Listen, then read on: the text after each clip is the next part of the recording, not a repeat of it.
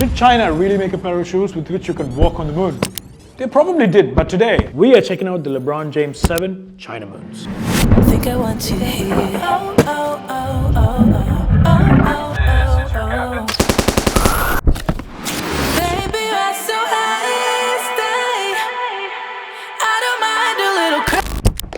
And that is one stunning shoe. Always wanted to make a video with one of these. Roll intro. I do it again. Add it up, bankroll, euro, peso, add it up, I'm just doing me, everything is on me, or you matter what. Add it up, bankroll, euro, peso, add it up. Comprised of a jaw-dropping white semi-translucent upper with exposed flywear technology and metallic gold overlays iconic for its unparalleled on-court performance and street-style design, we bring you the China Moon. Released exclusively in China back in 2009, this limited edition kick this time around gets a global release worldwide. Just like COVID-19. Except, you don't need to wear a mask if you meet someone sporting one of these bad boys.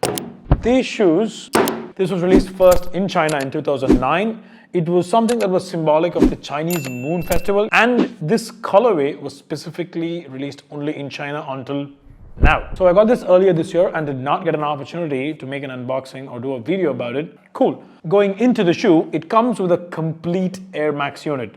Not partial, not in the middle, a complete Air Max unit. You know what that means if you've tried a Nike Air Max shoe before. If you haven't, you gotta whenever you get the next opportunity. Now, yeah, Nike's Air Max is kind of overrated, but sometimes it's something that's one of those smaller things you look for in a shoe. Like, you know, it's probably just a luxury thing at this point, unless you're a basketballer, you're like using this on court, on a proper synthetic coat or even a wooden coat, for example, then yeah, these have more function than form as well. Coming to the detailing of the shoe, let's start right at the base of the tongue. It says LeBron James. Now this detail is actually done in the lace and not in the shoe. So if you're unlacing it and relacing it once again, you got to be careful to make sure this comes exactly in the center and in the front. Otherwise, you know, that detail is going to go waste. Coming to the back now, you've got LJ in cursive font. When you look at the front of the shoe, you know, where it says LeBron James in the lace in the front, it says LeBron James from left to right.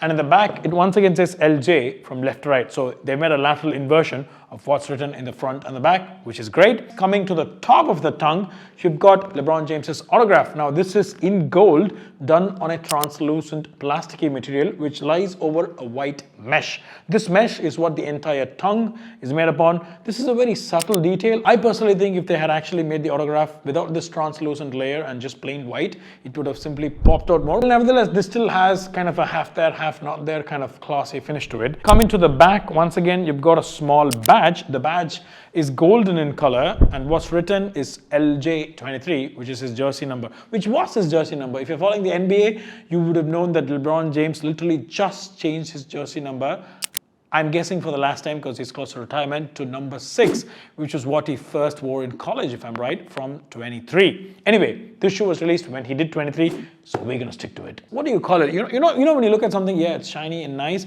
but then a certain aspect of it just simply makes it look super luxurious. I kind of think this band adds it to it. Like that looks like a small nickel that's made in gold. Like, why would anyone put a nickel that's golden in color on a shoe? You wouldn't, right? But you would if it was something that was different from just any regular shoe, and that makes it definitely pop out. At least personally for me, I think it looks great. Up next, if you go to the inside, the sole of the shoe, not as soft as I want it to be, but I think there's a reason, because it has an entire Air Max unit and you want a bit of rigidity. You don't want it to be super soft so that, you know, when you're on court playing with it, you want to have control over your complete foot. So inside, in black, it says Little Emperor in Chinese, which is LeBron James's Chinese nickname. Who knew? I've been following him for ages. Never knew his Chinese nickname was Little Emperor. That guy's anything far from little if you've seen him in person. And up next, on the side of the shoe, almost at the place where the ankle and the back of your leg connect, you've got a small hole for the mesh. This actually is a pattern that goes throughout the shoe. Now that the power is back, I was talking about how the mesh actually, there's a pattern with it that goes throughout the shoe where you see mesh then and there, and then you've got this nice white cloth then and there. So this is a part where they have a cutout for the mesh and there's a gold stamp on that, and there's some Chinese writing on that reflecting China's Moon Festival. Up next, we've got the lace hooks. Now, the lace hooks basically are non-existent throughout the top of the tongue. They've just got holes in them, but in the end of this, they've got two golden colored accents right there. This just adds a bit of extra color to that entire shoe and the entire look from the front and the side especially. And then we've got number 23 on the base. What do you mean base? Well, there you go. So you've got 23 in alphabet in the front of the shoe, which is once again LeBron James's jersey number, or was. And then you have the L7J on the side. Now this is a really tiny detail. Unless you're going to pull someone to the side, remove your shoes, wearing healthy socks obviously, and then show this really up and close, you will not be able to see the L7J. And lastly, we have the sole. Sorry because it's dirty, I've been wearing it. There is a hologram in the sole for no reason, except if the reason is going to be next time you show your sole to someone while wearing these, you've got something for an icebreaker to begin a conversation with.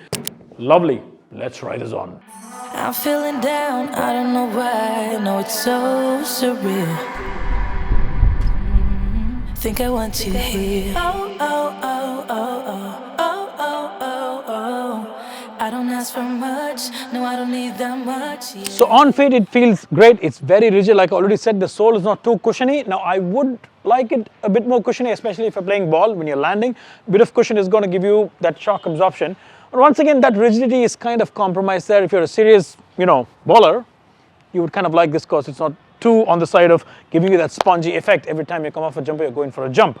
Look-wise, absolutely stunning. No question from all four sides. This is for a fact gonna turn heads.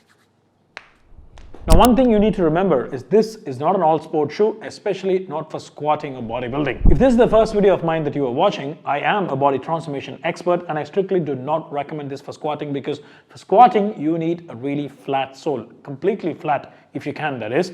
And this is the last thing from flat because of the added Air Max layer throughout the bottom of the sole. Just thought I had to put that out because I do a lot of fitness videos as well. Do not confuse this with me saying this is the greatest shoe for doing a lot of things. This is a great shoe, wonderful for just generally wearing it for a party, just a lifestyle shoe and an amazing basketball shoe.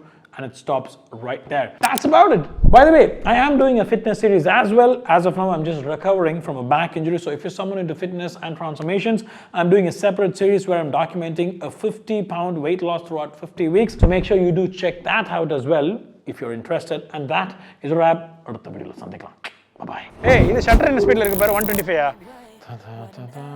Dark eyes in the light with the so kill a I'm glad you're here. Oh, oh, oh, oh, oh, oh, oh, oh, oh. I don't ask for much, no, I don't need that much.